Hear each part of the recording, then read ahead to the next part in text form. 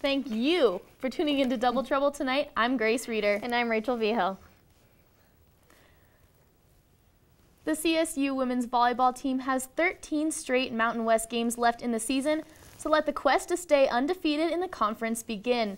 The Rams are off to a good start. On Saturday, Hilbert's crew swept Air Force.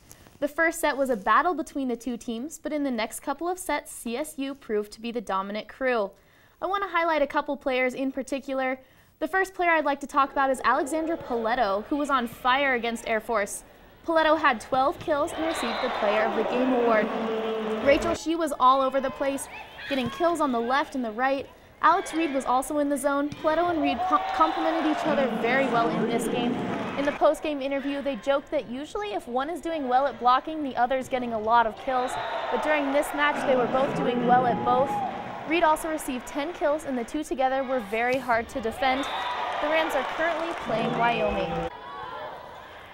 And the Rams are all about looking on to the next game in football. With that being said, the Rams take on Air Force this Saturday at 1:30 for the homecoming game. This is a big game for the Rams as they are 0-2 in conference. I think it's going to be a tough one, but a great game, and the Rams are going to come out on top. The Rams are full of talented players, but one player in particular I want to look at is Deontay Gaines.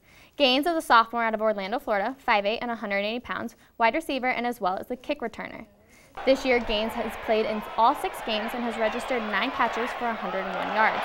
On numerous occasions, Gaines' play has been a game changer, getting the crowd back into the game. Opening kickoff against Colorado, Gaines ran for 51 yards. His first career touchdown reception happened against UTSA, 18 yards from quarterback Nick Stevens. Deontay is considered one of the fastest guys on the team, and Coach Bobo has commented on Gaines being a game-changing and explosive player. I look to Gaines to be a player to watch for in upcoming games. And obviously, I think a lot of good things are going to come out of Gaines in the future. He's only a sophomore, so he's got plenty of time. But what did you think of the Boise game? Yeah, absolutely. I was not that surprised that CSU lost. Boise is a very incredibly talented team, and I think they're going to come out on top of the Mountain West this year. I'm a little bit disappointed that Dalen Dawkins is injured with that hamstring injury. He is such an explosive player, and I love having him in the back. Jason Owen Jr., of course, he got a lot of plays in as well, but he only got 52 yards. I just don't think he's as explosive as Dalen Dawkins is. And I think we need to figure out who our quarterback is going to be. I think they either need to choose Coleman Q or Nick Stevens and go with one or the other and just keep them in the entire game. I feel like the double quarterback just isn't working anymore. Absolutely, and Garrett Grayson started out as a redshirt sophomore, and he didn't do very well at the beginning either.